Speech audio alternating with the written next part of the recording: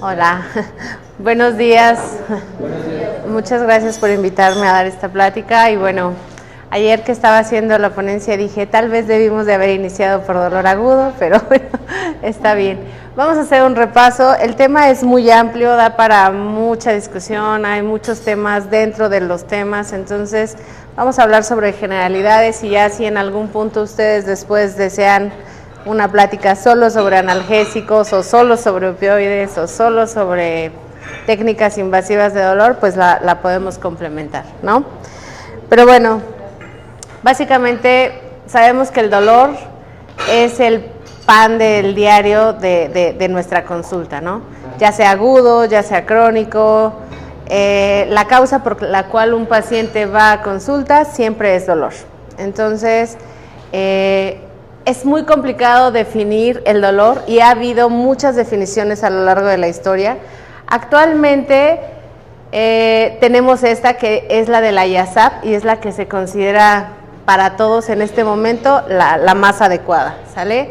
La definición es una experiencia sensorial y emocional, lo cual hace años no se incluía en esto, que es desagradable y está asociada con un daño tisular real o potencial.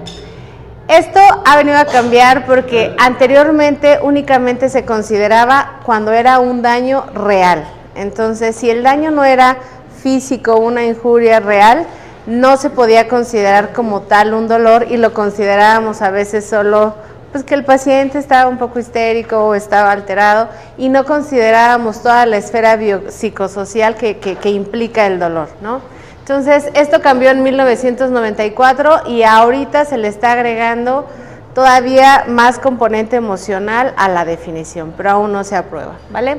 Entonces, hemos tenido mucha complejidad para tratar y para saber cuándo sí es dolor, cuándo no es dolor, si nos están engañando, si es crónico, si es agudo. Pero bueno, poco a poco se ha ido ya esclareciendo un poco más. Entonces, para empezar, es importante saber cómo se genera el dolor, ¿no? ¿Qué es el dolor? ¿Cuáles son los caminos que sigue el dolor fisiopatológicamente? Entonces, es una respuesta que se genera en el organismo cuando éste detecta una situación potencialmente lesiva, sea real o simplemente potencial, ¿sale? ¿Esto qué significa? Tenemos nociceptores en todo el cuerpo, en tendones, en huesos, en piel, en vísceras, en todos lados tenemos nociceptores. Entonces, llega un estímulo, ese estímulo no estamos hablando precisamente ahora ya se sabe que sea per se una lesión, ¿no? Ya en el dolor crónico que se ha visto que no necesariamente te tienes que lesionar, o sea, un cuchillo, una quemada o esto para generar ese estímulo. Es ahí donde es la diferencia entre el agudo y el crónico. Pero bueno, la transducción, las 4 fases del dolor son así. La primera es la transducción. Llega el estímulo nociceptivo y se convierte en potencial de acción. Entonces, te quemas, te cortas, te tuerces un tobillo, lo que sea que vaya a estimular y se genera un potencial de acción a lo largo de la fibra nerviosa hacia la médula espinal, ¿sale? Entonces, cualquier cosa que sea capaz de generar una despolarización y un impulso eléctrico ya es la transducción y es el primer paso de nuestro dolor, ¿de acuerdo? La transmisión es cómo ese estímulo se va transmitiendo a lo largo de toda la fibra nerviosa hasta llegar a nuestra médula espinal, ¿de acuerdo? Ya una vez que está en la médula, ahí va a subir a lo largo de toda la médula hasta llegar a la corteza. Ya que estamos en la corteza, ahí nuestra corteza se va a encargar de percibir qué es eso, si me dañó, fue cosquilla, fue dolor, qué cosa fue. Entonces, una vez que lo percibimos, ahí viene el otro proceso, la modulación. Nuestra corteza va a decidir si ese estímulo fue nocivo o no fue nocivo. A lo mejor eran unas cosquillas, pero como que me ardieron y pues no era dolor, solo eran cosquillas, ¿no? Y regresa la información. En esta fase, justo en la modulación, es donde va a intervenir toda nuestra historia y todo lo que les comentaba sobre el factor biopsicosocial. A lo mejor las dos doctoras reciben, les hacen el manicure y les cortan, pero a una no le duele y a la otra sí le duele. ¿Pero por qué? Porque ella a lo mejor tuvo una lesión importante y le arrancaron una uña. Entonces, toda su historia emocional que trae respecto al manicure puede intervenir en ese factor, ¿no? Lo mismo para si es una fractura.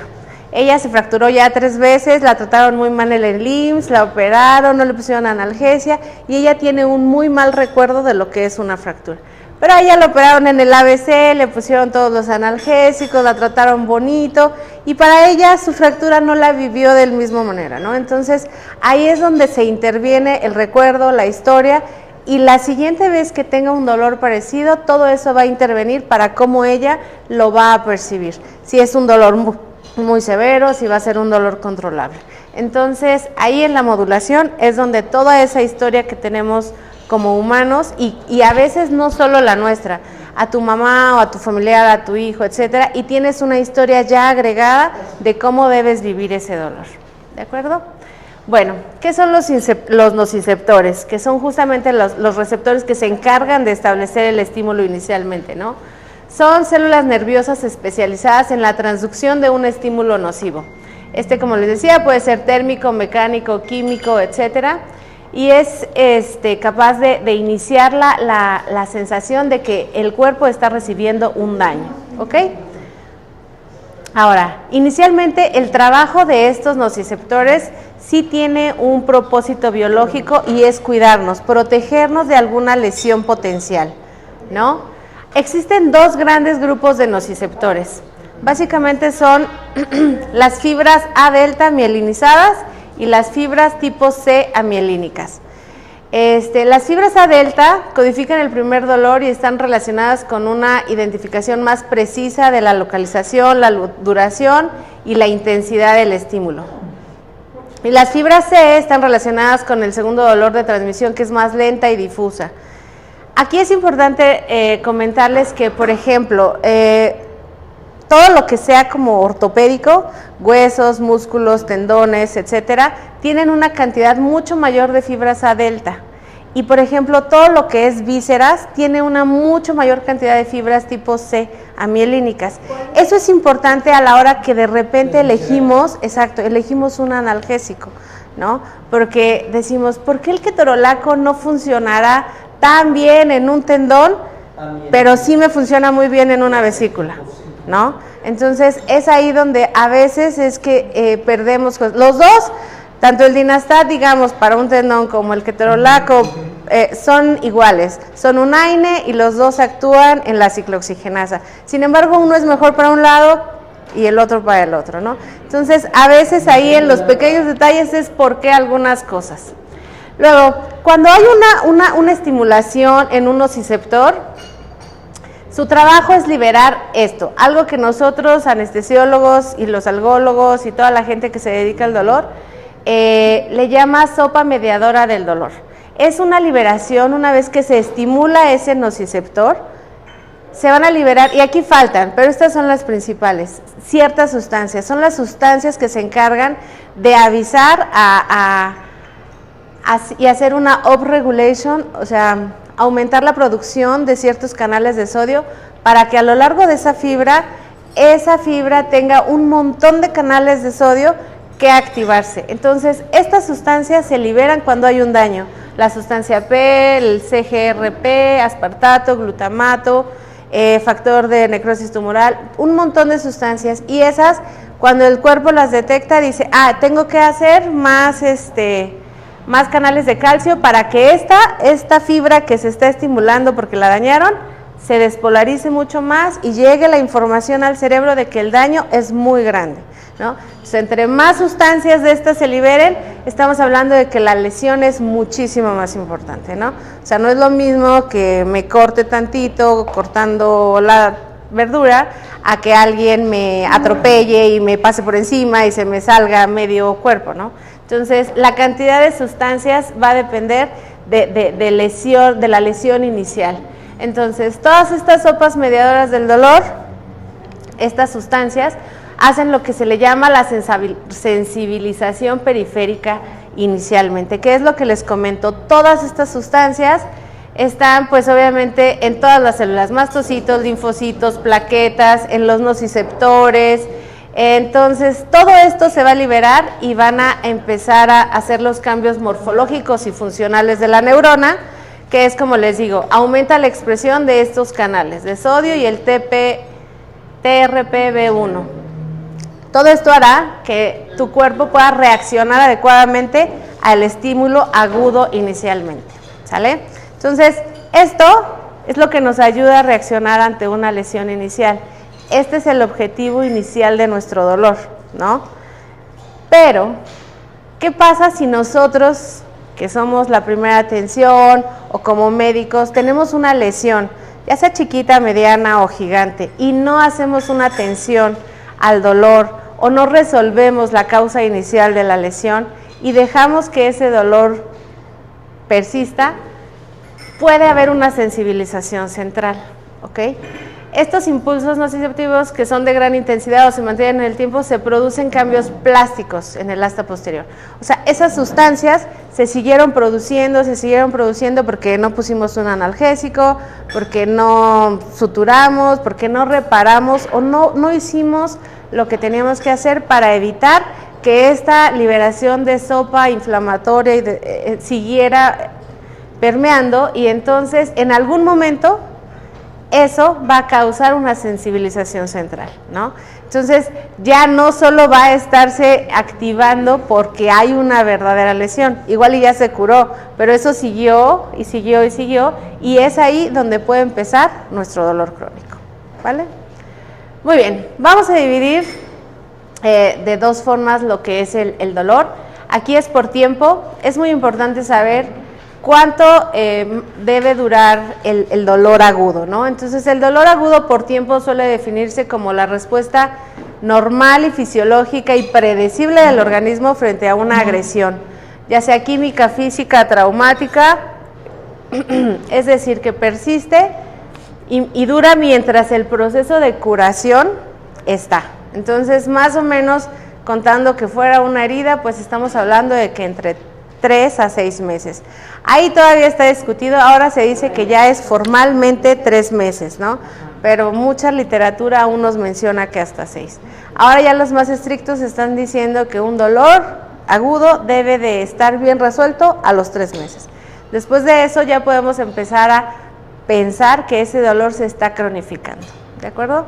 Y el dolor crónico, pues acepta que es el dolor que dura más de 3 a 6 meses, más allá del tiempo de reparación, y que puede ser causante por varias situaciones, ¿no? Que ya no tiene una utilidad biológica, o sea, ya no nos está avisando de nada, ya no nos sirve, ya no tiene función. Entonces, aquí un dato importante es que su existencia es desproporcionada al daño que hay. O sea, el daño sí lo hubo, ya se curó, ya no lo tiene y tú le rozas y le duele muchísimo al paciente. Entonces, su clínica es absolutamente desproporcionada contra lo que realmente inicialmente era el dolor, ¿no? Entonces, ya no es un síntoma como inicialmente lo es el dolor agudo. El dolor crónico se vuelve per se una enfermedad, ¿ok? Ahora, este tipo de dolores se asocian a otro tipo de cuestiones emocionales y volvemos a meter la emoción en el dolor, ¿no? Está asociado a tristeza, depresión, pérdida de peso, falta de apetito, disminución de actividad física, y bueno, es aquí cuando nos empezamos a meter en problemas porque el dolor ya no se puede tratar únicamente con una tableta y tenemos que hacer varias cosas para empezar a tratar de arreglar ese dolor crónico. Otra forma bueno, aquí están las diferencias. Como les decía, uno es un síntoma, el crónico es una enfermedad. ¿Qué lo causa? En el agudo sí está causado por una lesión tisular real o potencial, y el crónico pudo haber una lesión, pero se perpetuó por otras razones, ¿no? No hubo un buen tratamiento, no se atendió, no hizo rehabilitación, etcétera, y se perpetúa ese dolor agudo. La intensidad en un dolor agudo es proporcional, o sea, te cortaron el brazo, te duele porque te cortaron. En el otro es absolutamente desproporcionado, ¿no? El agudo normalmente está asociado a una ansiedad y el crónico normalmente a depresión. La ansiedad siempre está porque es algo nuevo, nunca te había pasado, es un dolor agudo y es espontáneo y eso causa ansiedad. Sin embargo, el dolor crónico, ustedes no van a ver a un paciente ansioso, van a ver a un paciente deprimido porque ya lleva con ese dolor mucho tiempo, o sea, ya vive con él, está desesperado, está fastidiado, es una actitud completamente diferente y eso es importante a la hora de la clínica cuando les llega un paciente, ¿no? Entonces, la evolución, pues bueno, el agudo siempre esperamos que sea transitorio, bien tratado, que se resuelva la lesión y pare. Y el crónico puede ser permanente o en ocasiones recurrente, ¿no? No siempre el dolor crónico vive todo el día, todo el día, todo el día. A veces el dolor tiene picos, está una semana, baja una semana y otra vez se establece 2 semanas, pero no se va de manera definitiva, ¿no?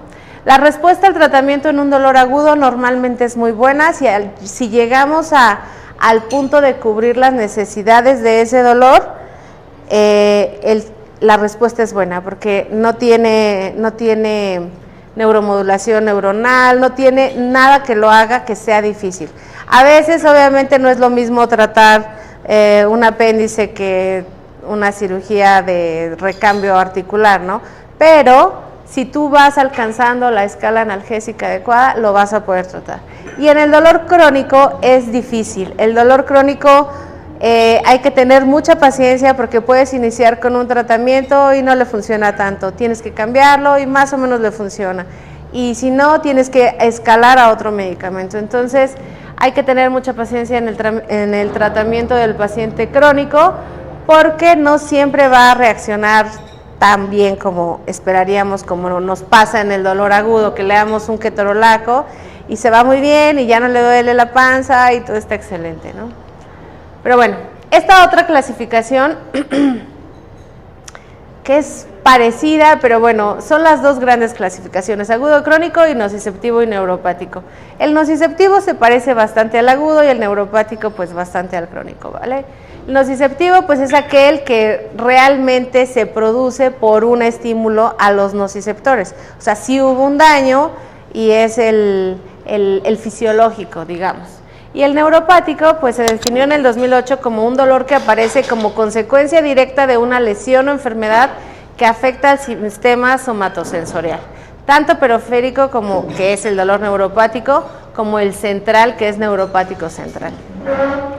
Aquí podemos tener que puede ser un daño tanto físico per se como alguien que se avienta de un paracaídas y cae muy rápido y tiene una lesión por compresión lumbar y está apretando las dos raíces nerviosas. O puede ser que ese paciente pesa 150 kilos y lleva 15 años caminando y poco a poco va lesionando esas fibras, nunca se atendió, no bajó de peso, no ha tenido tratamiento de dolor y esas fibras también se enferman, ¿no? O sea, pueden ser esos dos mecanismos de lesiones a nivel neuropático. Y bueno, aquí están las diferencias por si las quieren anotar o después les paso la plática. Nociceptivo causado por nociceptores, lo que habíamos comentado, ¿no?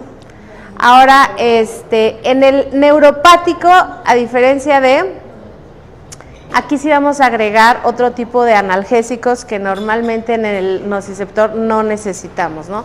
Que son antiepilépticos y antidepresivos. En un dolor nociceptivo, pues igual que en el agudo, con unos analgésicos convencionales vamos a obtener una respuesta en la mayoría de las ocasiones buena.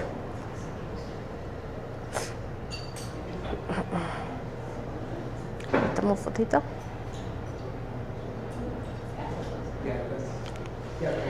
Y bueno, hay otro dolor que no está incluido ni en el neuropático, ni en el nociceptivo, ni en el agudo, ni en el crónico.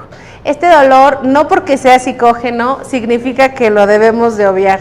Es un dolor muy complicado de distinguir, porque normalmente podemos pensar que puede ser crónico o nos lleva siempre por muchos caminos difíciles, que llega un paciente a la consulta y me duele aquí, me duele todo el día aquí, y la siguiente consulta dice que le duele pero se le va hasta acá, y la siguiente consulta dice que le duele aquí pero también la cabeza. Entonces no tiene un origen físico, no tiene un origen nociceptivo, no tiene nada, pero es un dolor que es muy difícil llegar a un diagnóstico de que es un dolor psicógeno, porque inicialmente podemos pensar, es que es colitis, es que es esto, es que es aquello, ¿no? Entonces, es muy importante la exploración física y muchas veces la constancia con el paciente para determinarlo.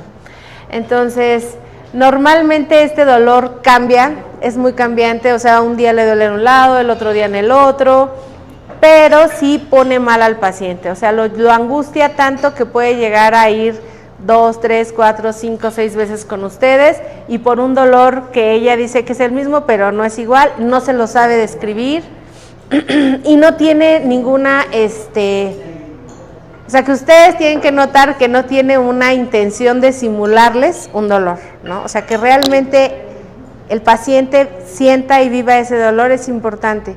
Si ustedes contemplan que el dolor solo le da cuando va acompañada del marido con el que se pelea todos los días, puede ser que a lo mejor sea más histriónico el asunto, ¿no? Pero bueno, aún así los ejemplos de dolor psicógeno aparecen en la histeria, en estados obsesivos compulsivos, en estados de ansiedad o hipocondriasis y en la psicosis. Hay pacientes con esquizofrenia que justamente el dolor es parte de, o sea, sienten que algo por dentro tienen y eso les causa mucho dolor y únicamente es como un signo de su enfermedad.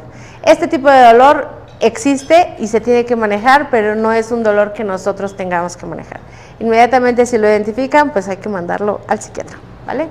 Pero el hecho de que sea psicógeno no significa que no existe. Si recordamos la definición, es muy difícil a veces para nosotros como médicos entender que y creerle al paciente de su dolor. Normalmente estamos peleados con que, pero ¿cómo te va a doler si ya te di 3 medicamentos o ya te di esto? Pero nosotros no somos quienes para juzgar si el paciente tiene o no dolor. El dolor, recuerden que al ser algo que puede ser emocional, al ser algo que puede ser psicosocial, si el paciente te dice que tiene dolor y se acabó, ¿sale? Hay que buscar por qué, hay que buscar si es psicógeno, si es crónico, si es agudo, de qué tipo, pero nosotros no estamos en posición de juzgar si el paciente dice o no la verdad. Si no dice la verdad, entonces probablemente sea un dolor psicógeno y hay que mandarlo al psiquiatra. Pero nosotros no podemos decir, no te duele, yo ya te di algo, no te duele y no te duele y no te duele. ¿Por qué no? Y muchas veces así podemos perder un montón de diagnósticos por no creerle al 100% al paciente. Aunque nos mienta muchas veces. Pero bueno. Aquí, justamente. Aspectos psicológicos y emocionales del dolor crónico. Justo el dolor crónico es el que más se asocia a trastornos emocionales. El dolor agudo es normalmente solo ansiedad, miedo, porque le está pasando algo al paciente. Pero el dolor crónico ya no es así. El dolor crónico se vive todavía de peor manera cuando menos herramientas emocionales tienes, ¿de acuerdo? Cuando menos apoyo familiar tienes, cuando tus hábitos higiénico-dietéticos peor son. Te duele, te tomas analgésicos, pero no comes en todo el día, se te agrega gastritis, o sea, todo va influyendo en que tu dolor crónico sea cada vez mayor, ¿sale? Entonces, la dimensión emocional y cognitiva de la experiencia del dolor adquiere mayor importancia a la hora de comprender el dolor crónico y se reconoce en su modulación participan procesos de aprendizaje neurobiológicos, psicológicos y sociales. Lo que recordábamos en la fisiopatología del dolor, la última fase, la de la modulación a nivel de corteza, es donde realmente ahí se va a integrar. A lo mejor los dos tenemos una hernia discal, pero yo tengo problemas emocionales o corté con el novio o exactamente. Entonces, y él hace ejercicio, todos los días va, vive los optimistas, lee libros de autoayuda, etcétera. Toda esa constitución social y psicológica va a diferenciar por qué a un paciente le duele más y a otro paciente le duele menos, ¿no? Entonces, no debemos de despreciar esas cuestiones que circundan al paciente en un dolor crónico, porque eso nos va a permitir decir, bueno, sí le duele, pero en lugar de darle 3 analgésicos no esteroideos, pues mejor le doy un neuroléptico, ¿no? Le va a ayudar más a su estado emocional y es muy importante contemplar todo eso que vive el paciente alrededor de su dolor, ¿no? Entonces, ¿qué vamos a hacer cuando llegue un paciente con dolor crónico? Primero, saber el motivo de la consulta, ¿no? Exacto. ¿Qué le pasó? O, por ejemplo, llega un paciente con dolor inguinal, pero el paciente les dice que ese paciente ya lo operaron hace 4 años de la hernia inguinal que tenía, pero el señor sigue insistiendo que le duele y que le duele y que le duele, y de ahí no lo sacan. Ya le ha ido a 3 médicos y les dan analgésicos, ketorolaco, cada vez que le duele, ¿no? Entonces, bueno, antecedentes personales, pues las cirugías. ¿Cuántas veces lo operaron? No, pues fueron 2 cirugías porque recidivó la hernia. Ah, ok. ¿Dónde le duele el dolor? ¿Solo es local o se va? Aquí es muy importante la localización del dolor, sobre todo cuando son dolores de columna, ¿no? ¿Por qué? Porque obviamente tenemos que revisar. El paciente dice que empieza el dolor en la cintura y se le corre a una pierna o se le corre a otra. Ahí hay que verificar para saber si es un dolor neuropático o si es un dolor local, ¿no? Puede ser una contractura muscular completa porque trabaja sentado muchas horas, pero si ese dolor se irradia, pues entonces ya estamos viendo que es un dolor neuropático radicular. Entonces vamos a revisar los dermatomas que tiene afectados para saber, pedirle una resonancia, saber si es físico o si no es físico el asunto, ¿no? Entonces es muy importante la localización del dolor. Normalmente los dolores neuropáticos sí se irradian a lo largo de toda la raíz dañada, pero un dolor que no es neuropático va a ser localizado. A diferencia, por ejemplo, de este dolor inguinal después de una cirugía, pues solo le va a doler la ingle, no se le va a irradiar a una pierna, ¿no? Entonces, la semiología de ese dolor es muy importante para que ustedes sepan qué hacer, ¿no? Después, muy importante, saber qué aumenta ese dolor y qué lo disminuye. No, pues me levanto y me duele más la cintura. Ah, ok, pero hago ejercicio y se me quita. Ah, ok, todo lo que lo aumenta, todo lo que lo disminuya, nos va a ir orientando a saber si es un dolor radicular, si es un dolor muscular, si es un dolor de qué tipo, ¿no?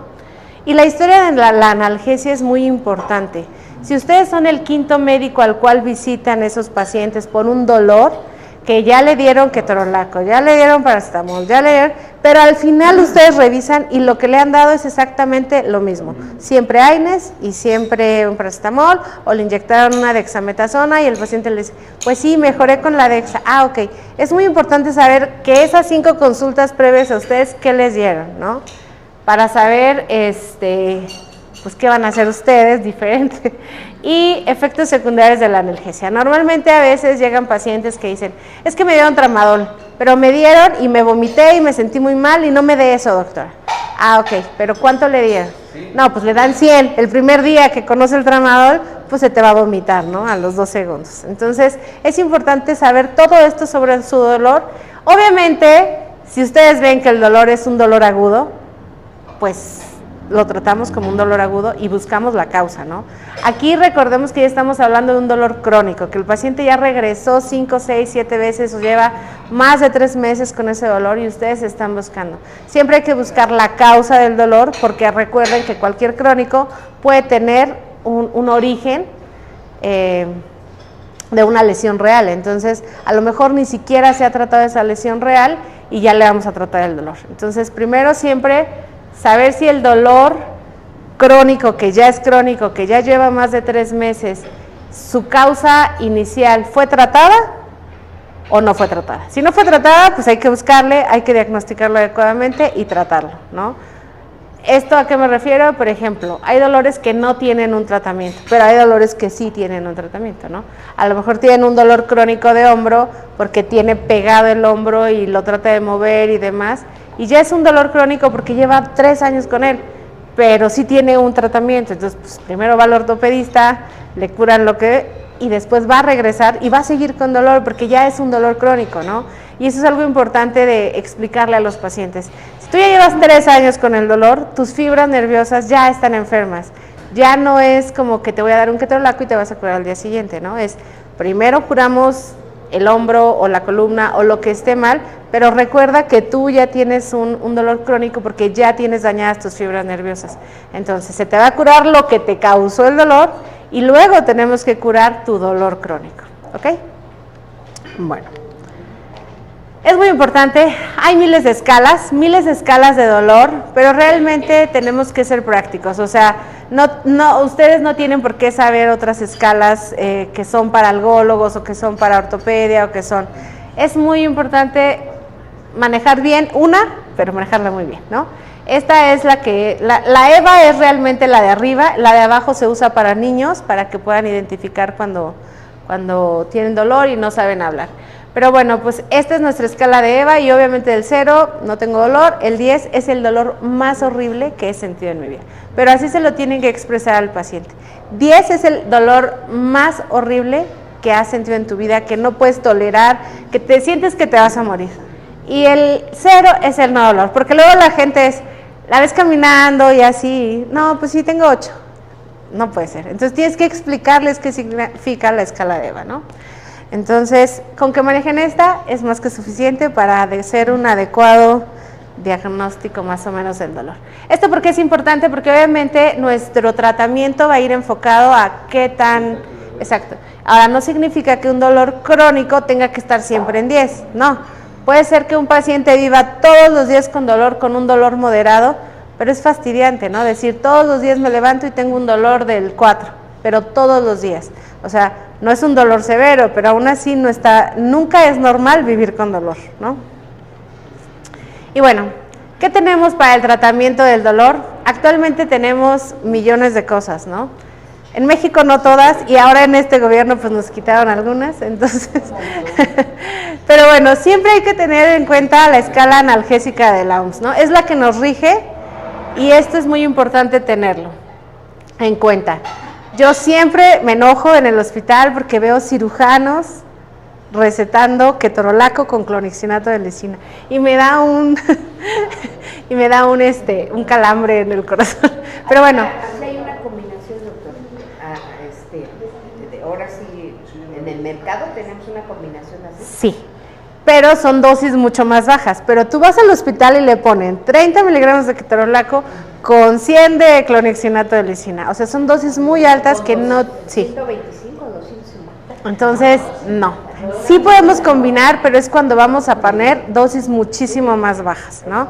Pero bueno, en nuestra escala de la OMS nunca dice ponle 2 AINES. Y tampoco están los glucocorticoides, ¿no?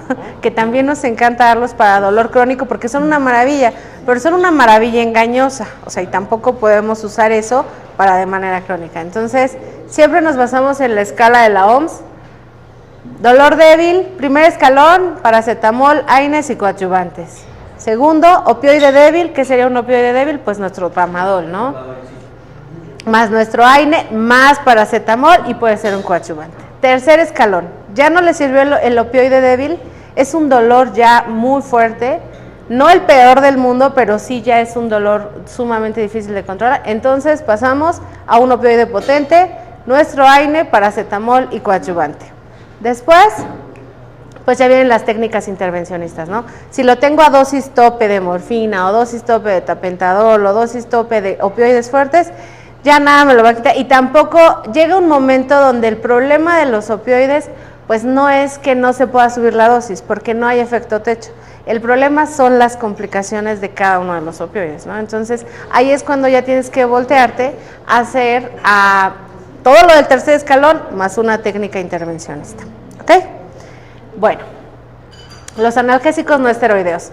Yo les digo que en este punto se podrían hablar 3 días de puros AINES y 3 días de puros opioides, ¿no? O sea, es un mundo lo que tenemos. Vamos a hacer solo un repaso rápido para recordarles que tenemos otras armas y que hay ciertos dolores que sí se pueden tratar con opioides y no tener tanto miedo, pero tampoco abusar, ¿no? Y darlos para una cefalea, como en Estados Unidos, que me decía justamente.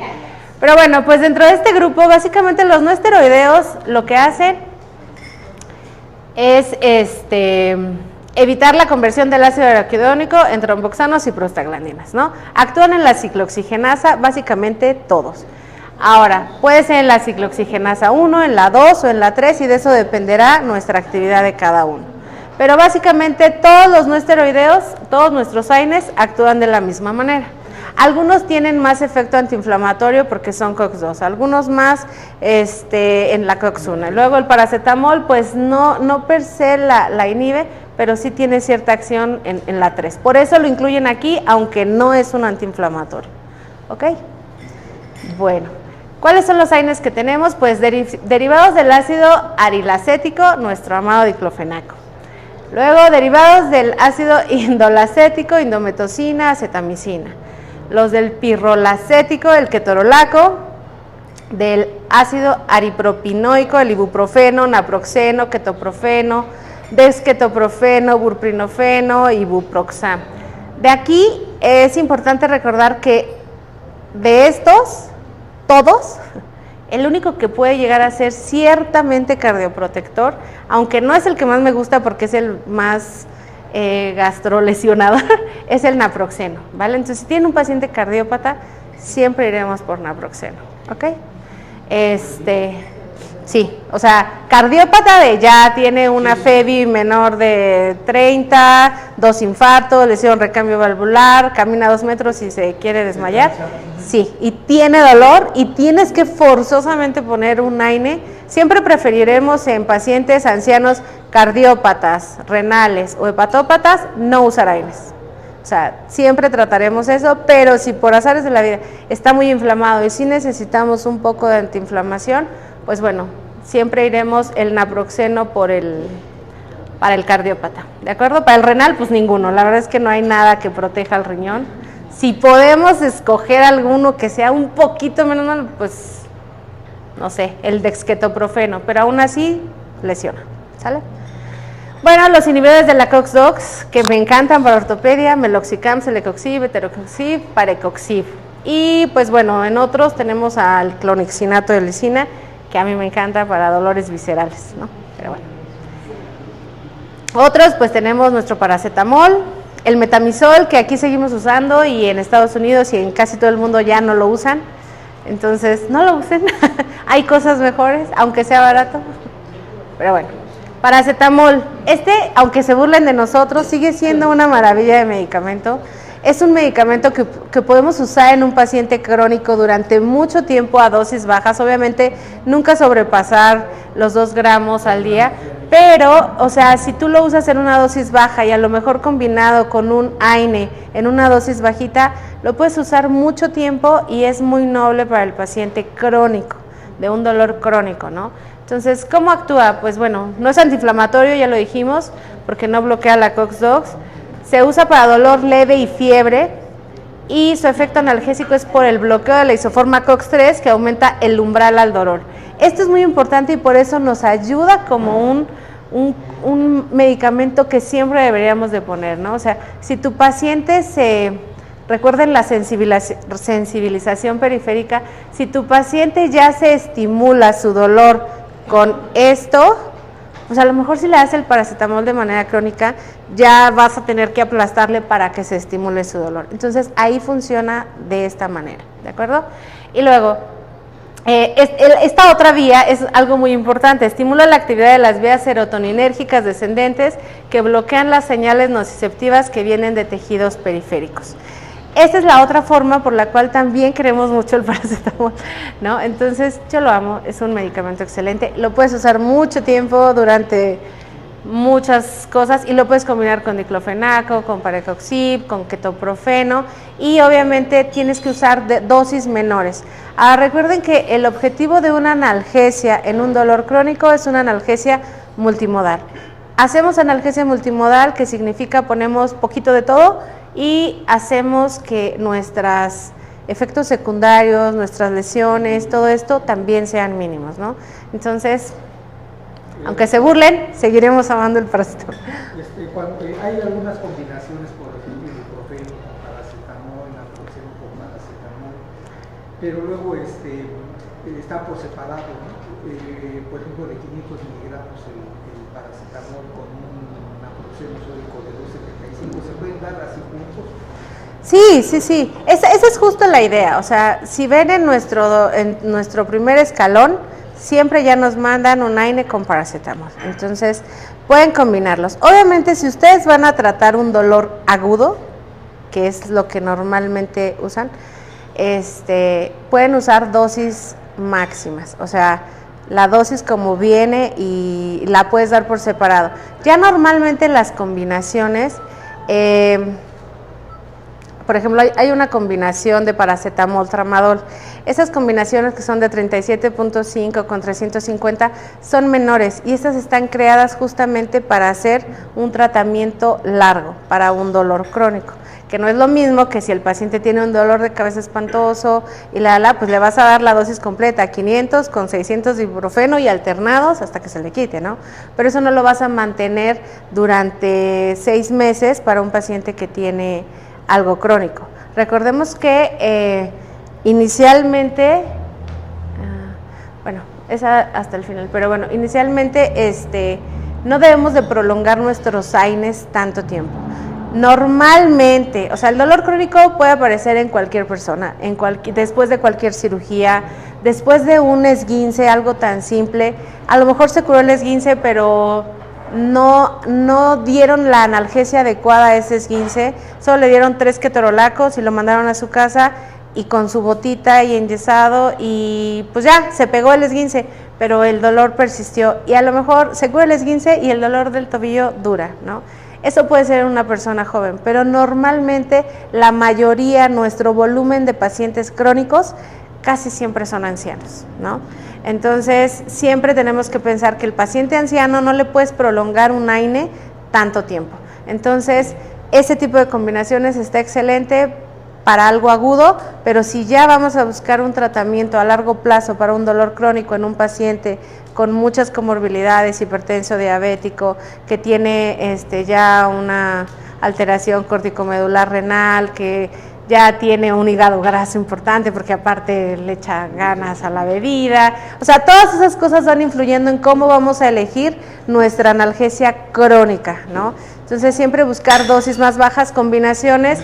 Para dolor crónico pues siempre se prefieren a lo mejor paracetamol, tramadol, y si ese paciente que ya tienes con un dolor crónico, que tienes con paracetamol y tramadol del diario y se te cae, entonces sí, ahí ya le agregamos un naproxeno, su diclofenaco, pero lo vas a mantener durante unos días en lo que se cura el dolor agudo que se le agregó al crónico, porque eso también pasa, ¿no? Y a veces se nos olvida que el dolor crónico ya es un basal, o sea, tú tienes tu dolor aquí y luego te caes y sube acá, pero nunca es que empiece tu dolor de cero. El paciente con dolor crónico nunca regresa a cero, porque ya vive con un cierto grado de dolor. Entonces, ahí cuando se agrega un dolor agudo, cuando ya tienes un dolor crónico, es cuando volvemos a dar un AINE fuerte, unos días para que se desinflame, para que esté mejor, y luego regresamos a nuestra analgesia basal. ¿Vale? Pero bueno. Los glucocorticoides, bueno, pues si se acuerdan, también los glucocorticoides evitan la formación de prostaglandinas, tromboxanos, pero un nivel arriba, ¿no? Actúan en la fosfolipasa y bueno, estos recuerden que son maravillosos, pero no los podemos usar de manera crónica. La única razón para usarlos de manera crónica y normalmente ya no nos toca a nosotros es enfermedades reumáticas, obviamente pacientes con artritis reumatoide, pacientes que estén en un cuadro agudo de rufus, pacientes que tengan dolores reumáticos, saben que lo más indicado para ellos pues sí son los glucocorticoides, pero ya esa es otra historia, ¿de acuerdo? Entonces, para un paciente normal, nunca usen prednisona a largo plazo, siempre tenemos mejores opciones y que no van a tener tantos efectos secundarios a largo plazo con nuestros pacientes, ¿de acuerdo? También en dolores oncológicos, pues obviamente se usan por otras razones, porque quita las náuseas, porque ayuda a desinflamar o hay posterior a las quimios a veces hay mucho dolor y el esteroide nos ayuda bastante, pero bueno, son indicaciones muy específicas. Ahora, sí las podemos usar cuando en dolores de repente que son dolores agudos por, como les decía, alguien que tiene una lesión lumbar de repente y está muy inflamada la zona perineural, entonces pues hay que desinflamar lo más rápido posible y ahí sí podemos combinar esteroide con un AINE, con paracetamol y aparte con un opioide leve, ¿no? O sea, toda la escala nos la echamos aquí. Por ejemplo, la usamos mucho en postquirúrgicos, ¿no? O sea, que le están operando la columna, pues entonces vamos a usar metilprednisolona si hubo como que mucho jugueteo con las raíces nerviosas, o tenemos un tobillo muy inflamado y no siente el pie, pues bueno, hay que hacer esteroide para desinflamar, pero son dosis pequeñas y cortitas. Nunca nos la vamos a llevar para un dolor crónico, ¿de acuerdo? Bueno, otras opciones que tenemos para el dolor crónico, probablemente ya no las usen ustedes, pero es importante que sepan que también hay algunas formas, ¿no? Lidocaína endovenosa es, pues ustedes saben, es un anestésico local, y el mecanismo de acción como analgésico no es al 100% conocido, pero pues se cree que es porque obviamente bloquea los canales de sodio a nivel periférico y central, aunque creemos que tiene todavía un mecanismo alterno que ayuda, ¿de acuerdo? Pero pues en los pacientes con dolor crónico, muchas veces el problema del dolor crónico, recuerden, es que ya se sensibilizó la fibra, ya tiene muchos canales de sodio activo, y hay quienes dicen que el latido arterial puede desencadenar un estímulo que le va a causar dolor al paciente. Así de sensible puede llegar a ser. Entonces la lidocaína lo que hace es bajar otra vez el umbral de esa descarga eléctrica, y entonces si antes con esto o con un latido se te descargaba, la idea es que sea menos. Entonces se usa mucho en dolores agudizados muy severos de dolor crónico, para tratar de regresar otra vez al paciente a un estado controlable con puros medicamentos vía oral, ¿ok? Bueno, la dosificación, pues bueno, el paciente, estas dosis que están aquí son dosis muy altas porque son dosis para pacientes oncológicos, pero en realidad en el común siempre empezamos con 1 a 2 miligramos kilogramo hora y B, ¿ok? Ahora, hay que tener cuidado, y estos pacientes y estas cosas se hacen con pacientes monitorizados siempre, ¿no? ¿Por qué? Pues porque nos puede dar arritmias, neurotoxicidad, etcétera. Entonces, yo sé que ustedes no van a poner en el consultorio una lidocaína nunca jamás en la vida, pero es algo importante, pero es algo importante que lo sepan, porque sí hay parches de lidocaína. Entonces, si ustedes tienen un dolor crónico muy localizado, o sea, si ustedes tienen una lesión lumbar y tiene irradiación a la pierna, no les va a servir.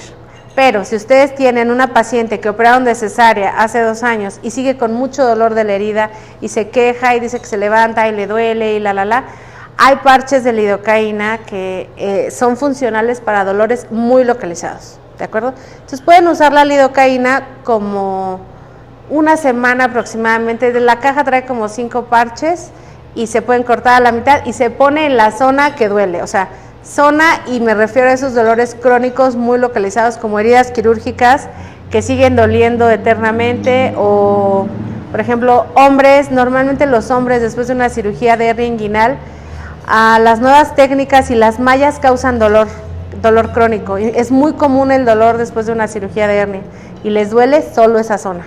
Y dicen, pero si ya me operaron, ¿por qué me duele? Bueno, pues toda la malla, la irritación, la manipulación, está descrito que hasta el cauterio en la zona inguinal puede aumentar muchísimo el riesgo de dolor postquirúrgico crónico. Entonces, en esos pacientes se pueden ayudar de esto, y la lidocaína es un coadyuvante más para tratar el dolor crónico, ¿vale? Otra que también nos quitaron este sexenio fue la ketamina. Teníamos ketamina y era una maravilla. Si alguna vez vieron el capítulo de House o la serie de Maya, ya habrán visto que a dosis bajas puede ser útil en el tratamiento del dolor crónico. Y cuando el dolor es extraordinariamente severo, hay situaciones en donde los pacientes pueden ingresar, internarse, y bajo otro tipo de sedación por los efectos pues sí, psiquiátricos que puede ejercer, se hace bajo sedación y se ponen dosis altísimas de ketamina para hacer como un reinicio del dolor, ya que este tipo de medicamentos pues actúa sobre los receptores NMDA, que justamente están implicados en lo que les comentaba ya del dolor crónico, de la sensibilización central. Entonces, pacientes que ya tienen las vías dolorosas afectadas, este tipo de medicamentos puede ayudar muchísimo. Pero bueno, ya no lo tenemos. Y bueno, antiepilépticos. Estos medicamentos sí los pueden usar ustedes, se pueden ayudar bastante de estos medicamentos. Les puse los 3 que más pueden llegar a usar o que más se pueden ayudar para dolores. Por ejemplo, para cefaleas crónicas, para pacientes que tienen, por ejemplo, no sé, seguramente han tenido un dolor que es muy olvidado y es un dolor crónico muy frecuente en la consulta, es el dolor visceral crónico. Seguramente tienen pacientes que tienen una colitis eterna, ya les dieron Lactulax, fibra, ya les dieron todo bromuro de pinaverio y el paciente regresa y sigue con dolor y sigue con dolor.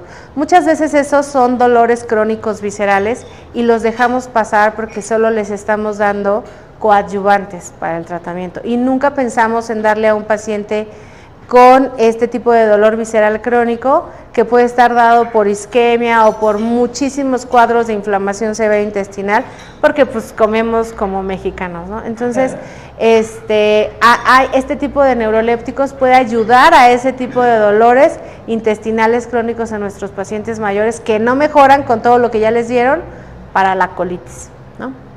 Pero bueno, carbamazepina, esta bloquea los canales de sodio y disminuye la conducción de los mismos. La dosis es de 600 a 1600 y es muy buena para ayudar a ciertos, pues sí, a ciertas, sobre todo cefaleas,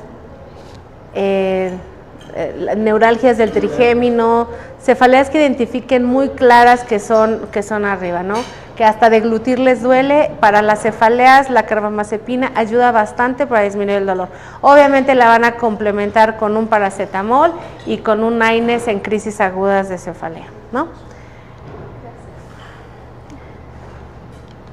Luego, ¿qué otro que tienen a su alcance y que puede ser de mucha ayuda en un dolor crónico? La gabapentina, ¿no? La gabapentina está mucho más indicada para neuropatía diabética, para neuralgia posherpética, para aliviar los síntomas que son urentes, lancinantes, todo este tipo de cosas, ya sea periféricas o centrales. Este tipo de fármacos aumenta la liberación de GABA, bloquea los canales de calcio y bueno, la dosis, este tipo de cosas es algo que es muy importante comentarles.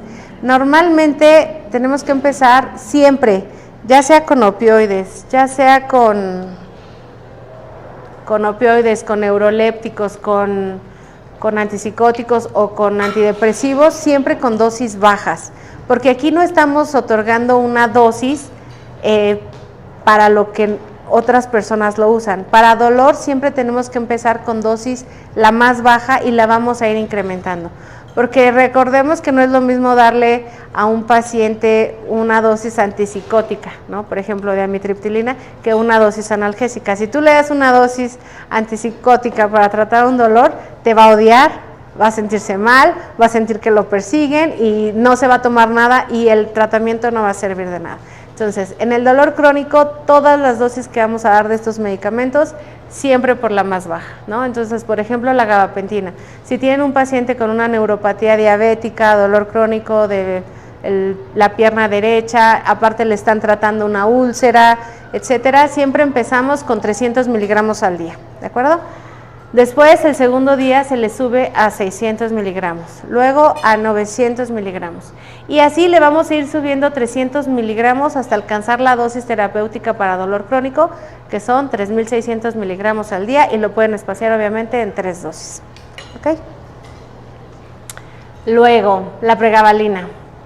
Este fue el primero, o sea, porque todos habían salido como para alguna cuestión central, este fue el único que realmente surgió para dolor neuropático, antes de conocer sus propiedades antidepresivas y sus propiedades antiepilépticas.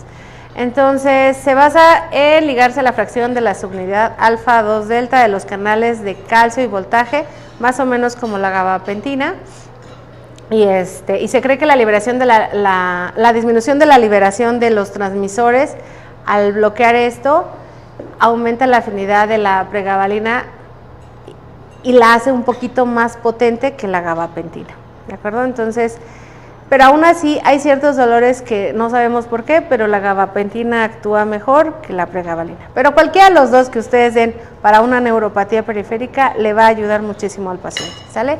No tiene efectos secundarios tan severos, pero igual que la gabapentina, Si le das una dosis alta, se va a marear, se va a sentir tonto todo el día y no se la va a tomar.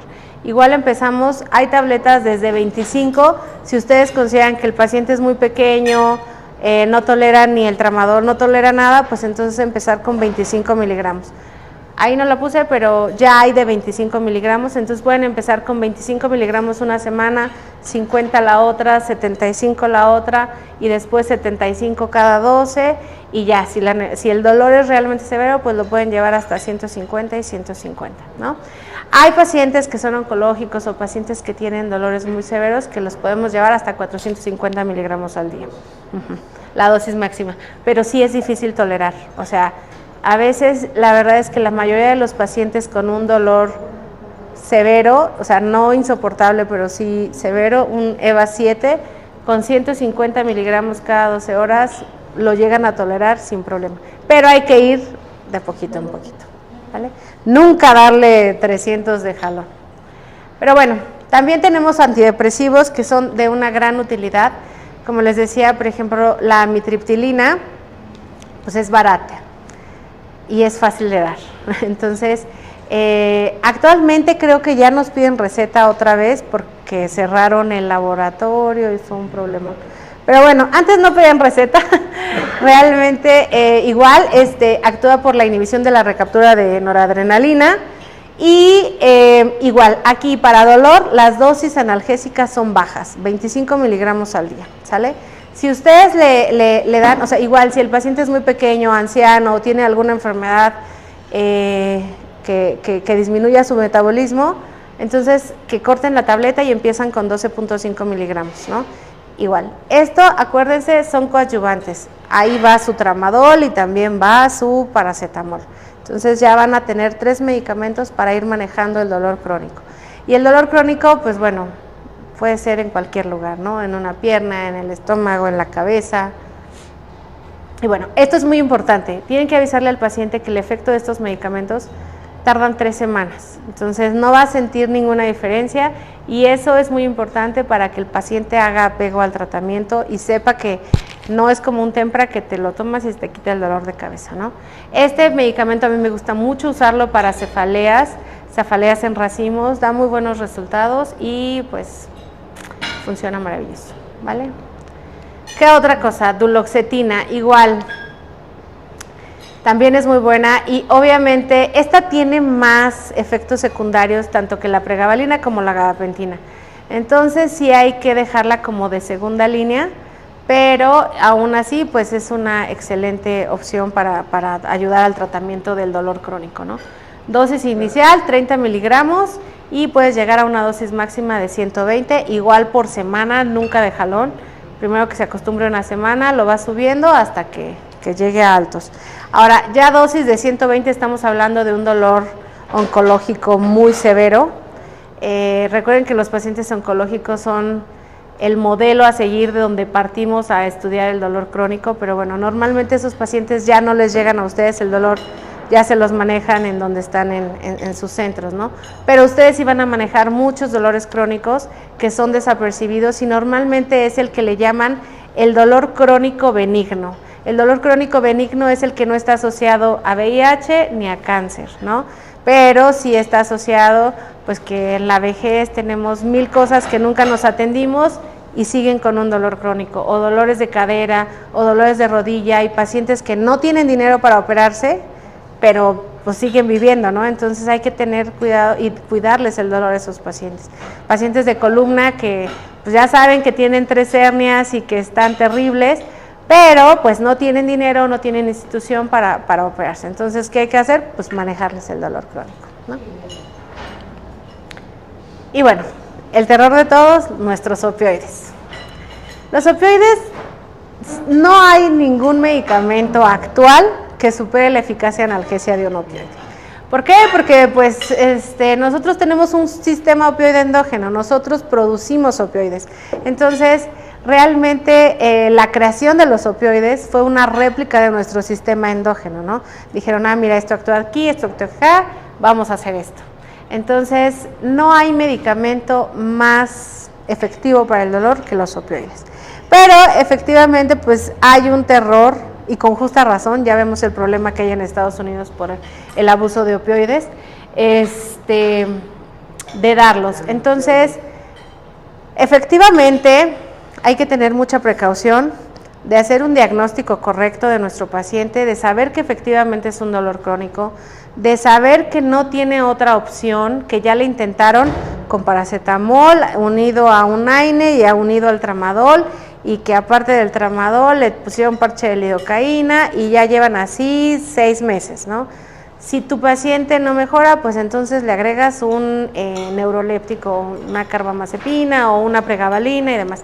Si ya tienen toda esa escala de medicamentos y aún así tu paciente sigue con mucho dolor y le es insoportable y ustedes ya definen que realmente tiene un dolor que sobrepasa la calidad de vida y ya no es vida para el paciente, deja de moverse, deja de comer, a pesar de los 5 medicamentos que ustedes ya le dieron, es momento de introducir un opioide, ¿de acuerdo? Cuando ya el paciente tiene un dolor que ya no es controlable con toda nuestra escala de medicamentos y ya tienes un opioide débil, como es el tramadol, entonces es momento de hacer un cambio y dar un opioide fuerte, ¿no? Nuestros receptores opioides, tenemos receptores mu, delta y kappa principalmente. Actualmente ya se están utilizando, bueno, se están estudiando y hay resultado otros 10 tipos de opioides, pero para fines prácticos todos nuestros medicamentos van a actuar en los primeros 3, ¿de acuerdo? Entonces, por ejemplo, el famoso fentanilo es un receptor mu, nuestra buprenorfina, que es algo que pueden usar, que es muy noble para que se pueda usar en consultorio con los parches, pues es kappa delta, también mu, es agonista parcial, entonces actúa un poquito en todos, ¿no? Y bueno, el tramadol yo creo que es algo que mucha gente no usa y deberíamos de usar un poco más. Cuando ya tienen dolores severos, a veces prefieren usar 2 AINES que un opioide débil como ¿no? Entonces, no le tengan miedo, simplemente usen dosis bajitas y vayan probando con su paciente, sobre todo para dolores crónicos, ¿no? Estamos hablando.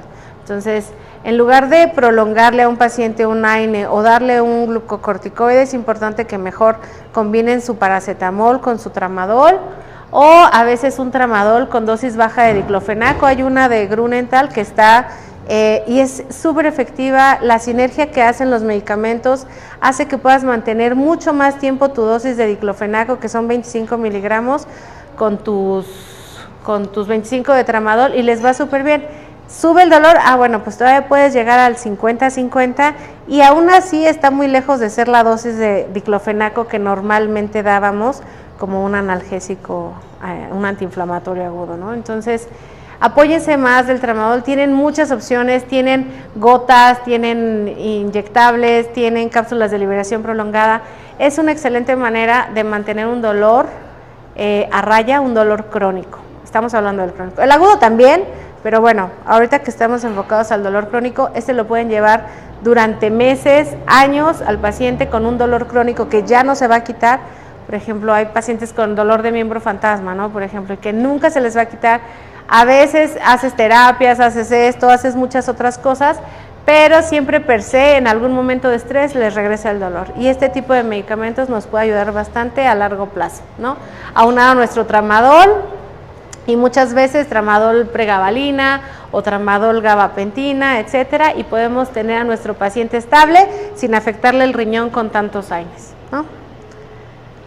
Luego, algo que pueden usar ustedes en consulta, a mí me encanta el parche de buprenorfina, es fácil de usar para el paciente, tiene mucho apego porque no tienen que estar tomando, los viejitos no sienten que se toman otra pastilla.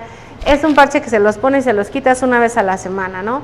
Las dosis que hay, pues bueno, yo recomiendo que no pasen de la dosis de 10 miligramos porque ya la de 20 y 30 son para dolores sumamente severos que ya les van a dar muchos problemas de complicaciones secundarias, pero el solo de 5 miligramos para un paciente viejito, 80 años, que tiene todo el día dolor, les ayuda mucho a disminuir su consumo de analgésicos, les ayuda mucho a su calidad de vida para que se puedan mover, para que puedan hacer sus cosas y mantiene a raya todos sus dolores, ¿no? Entonces 5 miligramos, 10 miligramos una vez a la semana Y obviamente tienen que estar preparados para los efectos secundarios que son peores con la buprenorfina que con el tramadol, que son los que ya conocen, ¿no?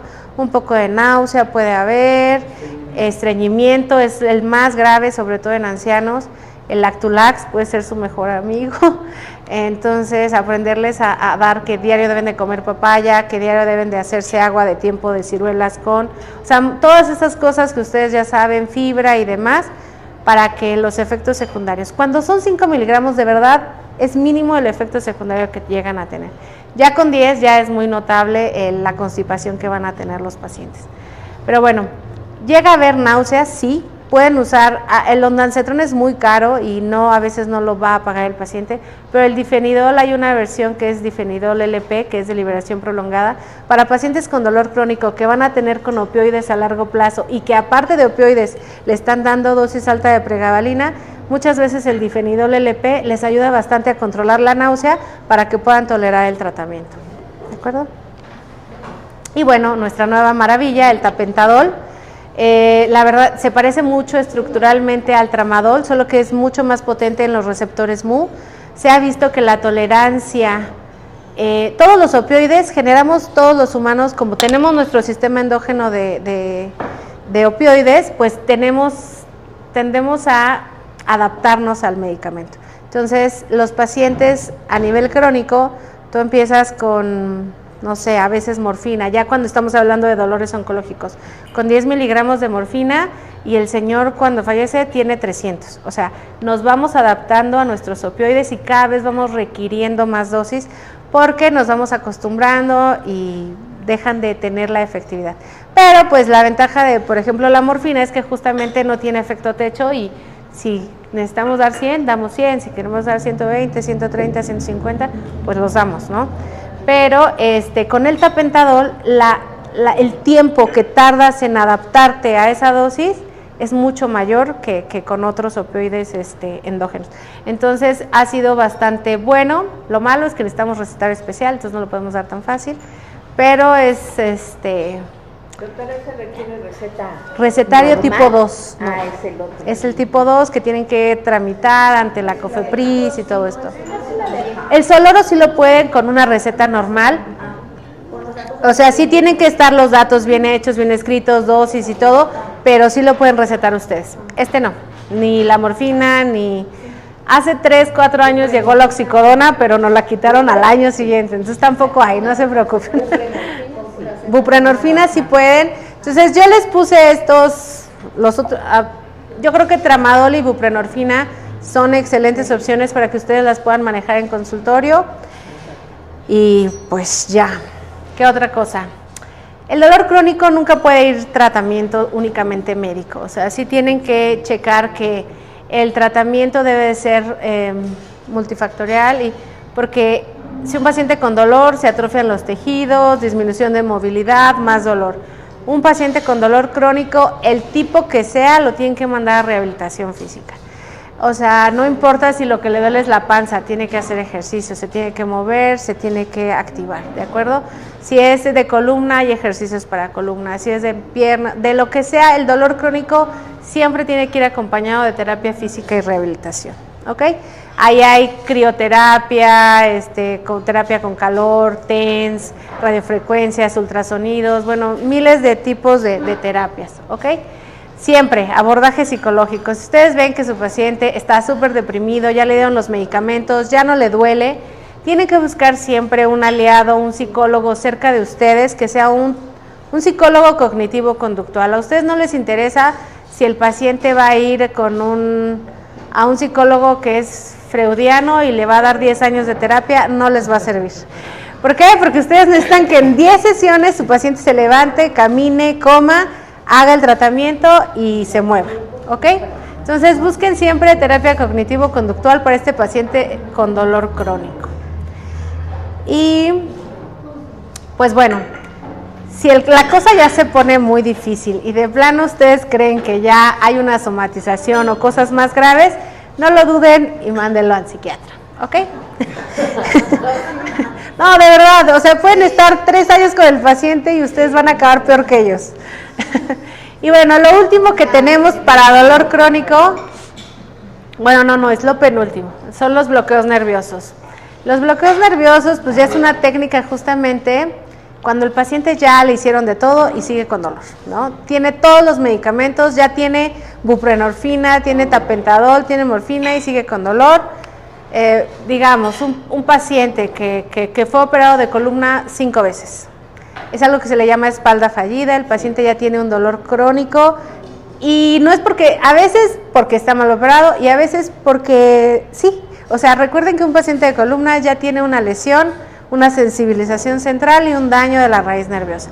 Entonces lo descomprimen, le ponen tornillos, lo separan, ya no se le va a morir esa raíz nerviosa, pero no significa que se cure esa raíz nerviosa, ¿no? Entonces ustedes le dan tratamiento, está muy bien, pero luego regresa el dolor, le suben el analgésico y bueno, ya llegaron a la dosis máxima, es momento de mandarlo por lo menos principalmente a un bloqueo. ¿Por qué? Porque van a disminuir mucho la cantidad de medicamentos que están usando, porque van a bloquear la estimulación nerviosa. Básicamente, así como bloquean cuando van a suturar una herida, es exactamente lo mismo, ¿no?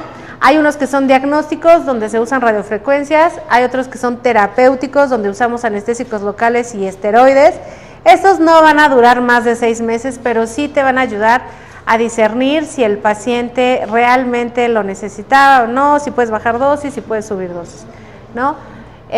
Y bueno, los definitivos son con fenol, ya es hacer una neurolisis química, obviamente no le puedes hacer una medular química, ¿no? Pero sí en las raíces periféricas o en raíces sensitivas únicamente y no motoras. Obviamente nunca vamos a tocar las motoras, pero la idea es hacer neurolisis de las que son sensitivas y le están causando.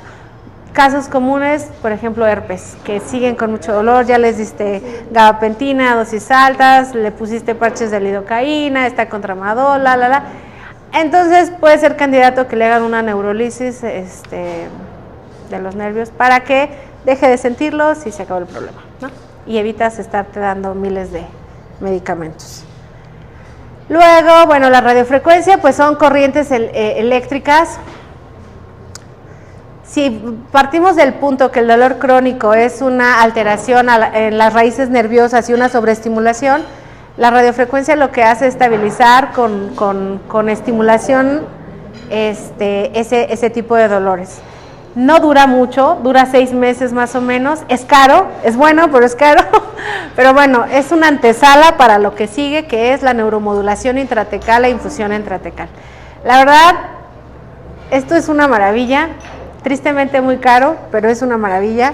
Lo que se hace es como una cirugía de columna, abren y digamos que si tienes el dolor en L1, L2, L3, L4, se ponen un poquito más arriba, es como un sensor que tiene 12 estimuladores y los ponen para que estimulen justamente las raíces nerviosas que salen. Ahí lo pones, cierras, todo muy bonito, tiene que quedar justo en el centro para que reparta. Y después con un aparato tú vas regulando la estimulación nerviosa, así como con la radiofrecuencia, pero de manera permanente. Entonces, si al señor le dolía sentarse y ahí descarga con 15 milivolts, entonces se ajusta para que a esa descarga no haya dolor.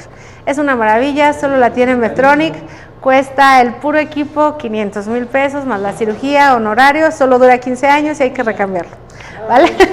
Pero de verdad que la gente pasa de caminar cojeando, de estar con buprenorfina, morfina, a no necesitar ningún analgésico.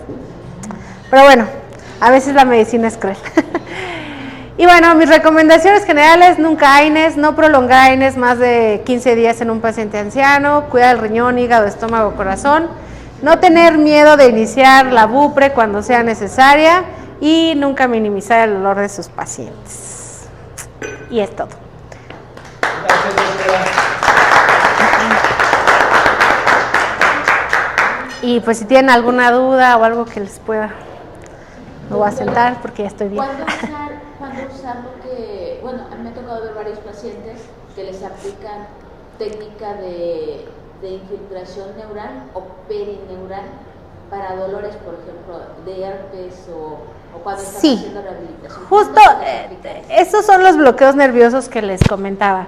Normalmente, ahora ya está en boga, antes era difícil que accediéramos a eso, pero si pacientes con neuralgias muy específicas, es una excelente opción porque no vas a prolongar el tratamiento farmacológico con tu paciente. Por ejemplo, yo siempre les digo que todo dolor posherpético sí debería de tener un bloqueo de este tipo. ¿Por qué? Porque vas a poner esteroide directo. Se pone guiado por ultrasonido normalmente. Entonces pones esteroide, pones un anestésico local y ese esteroide y ese anestésico local te van a durar, no dura tanto, dura más o menos 6 meses, pero sí ayuda bastante y muchas veces eso es suficiente para que sane la fibra nerviosa y ya no regrese el dolor. Si regresa, entonces ahí es cuando les digo que ya es candidato a una neurólisis definitiva, que en lugar de hacerse con un anestésico local y esteroide, se hace con fenol. El fenol va a matar como tal la fibra, pero obviamente esto lo vamos a hacer únicamente en fibras nerviosas sensitivas, ¿de acuerdo? ¿Qué otra cosa? A veces se hacen bloqueos paravertebrales también en pacientes que ya son multioperados de cirugías, que ya tienen cirugías 2, 3 de columna lumbar, pacientes que ya no mejoran al 100% al tratamiento analgésico y ya están operados, ya no hay nada quirúrgico que ofrecerles. Es ahí el momento donde primero se hace un bloqueo de estos, ¿de acuerdo? No les dura muchísimo tiempo, pero a veces es suficiente para sanarlos, para la fibra y todo esto. Entonces, todo paciente que tenga un dolor crónico complejo siempre va a ser candidato a un bloqueo nervioso, ¿de acuerdo? O sea, si ya llevaron un año de tratamiento y no mejora al 100% o no le permite hacer su vida, siempre hay un bloqueo. Y los bloqueos pueden estar a nivel para el trigémino, pueden estar ganglio estrellado, puede ser un bloqueo para hombro. O sea, donde haya un nervio se puede hacer un bloqueo, ¿vale? ¿Por qué? Porque ahora ya esas técnicas pues lo permiten, guiados por ultrasonido, guiados por fluoroscopía, etcétera, ¿no? Los de espalda normalmente los guías por fluoroscopía y todos los de regional periférico pues por ultrasonido, ¿de acuerdo? Les ayuda bastante, mejoran mucho, eso hace que se anime un poco, que tenga mejor adherencia al tratamiento, que haga un poco de actividad física y todo esto puede ayudar, como vimos, para el tratamiento crónico, la actitud del paciente mejora mucho. Entonces, todo paciente con un difícil control del dolor y ya es crónico, puede ser candidato a un bloqueo, ¿de acuerdo? Aparte es más barato que poner una neuroestimulación intratecal, ¿no? Claro. Y cuando hablamos de los adyuvantes, hablamos de complejo B, hablamos de sí. El núcleo CMP fuerte. Exactamente. O de... hay otro, Por ejemplo, el complejo B, la realidad es que no ha demostrado que realmente sea un extraordinario coadyuvante. Digo, funcionó hace muchos años que era mejor que nada, ¿no? Pero en realidad ahora el núcleo CMPT pues es mejor. El ácido tióxico, tioctacil se llama. Sí, todos esos son coadyuvantes. Y aparte depende de qué tipo de dolor estén hablando, ¿no? O sea, por ejemplo, si es un dolor visceral crónico, pues no le va a funcionar, o sea, ahí a lo que se refiere pues es a la fibra, tubo muroepinaverio, todo eso es lo que es un coadyuvante y dependiendo del tipo de dolor, ¿no? Por ejemplo, para migrañas o demás, pues es la cafeína, ¿no? Pero si estamos hablando de dolores de columna, pues sí, núcleo CPT forte o a veces ahí cuando tenemos dolores muy activos, pues sí nos coadyuvamos de la dexametasona, ¿no? Que tiene una duración de hasta 72 horas, podemos poner 2, 3 dosis, nos van a ayudar a desinflamar la zona perinerviosa y vamos a poder continuar. A eso se refiere un coadyuvante, ¿no? A cualquiera de esos. Gracias por su sesión, doctora. Gracias. Respecto a la neurólisis, ¿afecta la función motora? No, o sea, justo la intención anatómicamente es seleccionar únicamente las fibras nerviosas. ¿Cómo lo decidimos? Durante esto se hace con un estimulador. Entonces tú haces el ultrasonido, checas el estimulador, das una descarga eléctrica para ver si mueve tu patita, ahí no es. Entonces buscas y el paciente tiene que estar despierto. Entonces el paciente sedado, pero con una conciencia de, aquí te duele. Cuando tú estimulas una fibra sensorial que está afectada, que está dañada, el dolor el paciente va a quejarse severamente. Entonces, así es como vas eligiendo en tus zonas de dolor. Por ejemplo, tuvimos hace poco una paciente que le habían hecho una mastectomía, pero hizo una cicatriz queloide y retráctil, entonces estaba completamente arrugada, ella tenía muchísimo dolor en todo el tórax, o sea, hasta acá. Fue muy complicado porque pues obviamente ella tiene dolor, pero obviamente fuimos poniendo justo anatómicamente donde van las raíces, pero pues aquí hay tanta deformidad por la anatomía, porque hay una retráctil que tienes que ir haciendo tocando, ¿no? Hay zonas donde, por ejemplo, el tórax, si se mueve o no se mueve, pues no me interesa tanto, ¿no? Pero si es una pierna, pues obviamente me interesa mucho. Entonces, para eso sirve justamente el estimulador nervioso, que le vas poniendo estimulaciones de 1 Hz, 2 Hz, etcétera, para que tú sepas hasta dónde estimula esa zona donde tú vas a poner un neurolítico. Tú pones un neurolítico y está muy cerca tu raíz motora, puedes afectarla. Entonces, entre más baja sea la dosis de estímulo a la que reacciona una fibra motora, pues entonces no te acercas y tienes que alejarte e irte buscando la zona más sensitiva para que no vayas a hacer una neurolisis de una raíz motora cuando solo quieres hacer una neurolisis de una raíz sensitiva. Así es como lo hace. Sería un resultado un tanto, quizá poco satisfactorio, hablando de una cirugía ortopédica de la muñeca, dado que, me imagino, el tema motor es muy... Sí, difícilmente ponemos un bloqueo y difícilmente, o sea, nadie en su cordura haría una neurolisis en una mano, ¿no? Por ejemplo, todavía en un pie, en una zona, etcétera, pero en una mano, imagínate, no, es muy difícil.